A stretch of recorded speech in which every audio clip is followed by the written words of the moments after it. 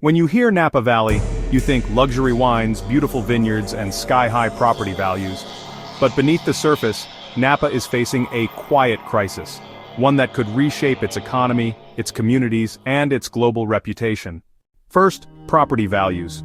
After years of rapid growth, housing prices in Napa are showing cracks. Wildfire risk, rising insurance premiums, and stalled development have pushed many investors to the sidelines. Homeowners who once believed Napa was bulletproof are now questioning whether their biggest asset is holding value. Second, the wine industry. Napa's crown jewel is under siege. Fires and smoke taint have devastated harvests, while climate change adds unpredictable volatility. Global competitors from South America to Australia are gaining ground.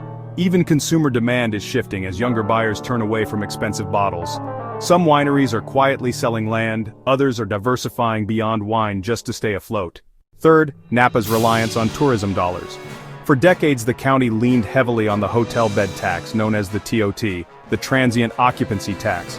When tourism boomed, city budgets grew fat, but with changing travel patterns, lingering economic uncertainty, and rising competition from other destinations, that revenue stream is no longer keeping pace.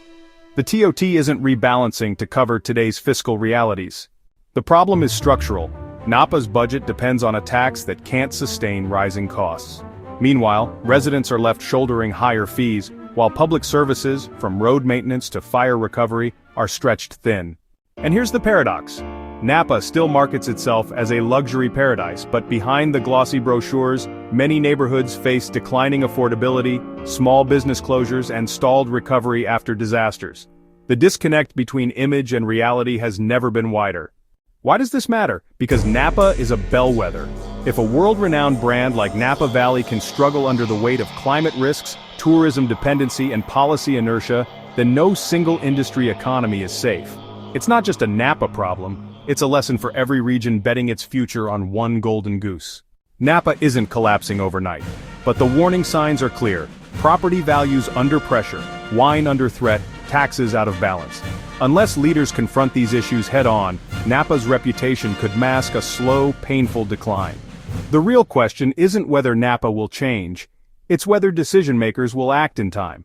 Will policy catch up with economic reality, or will Napa keep papering over cracks until it's too late? Because politics shapes economics. And ignoring it, that's the fastest way to lose value.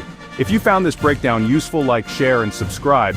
Let's start holding leaders and markets accountable.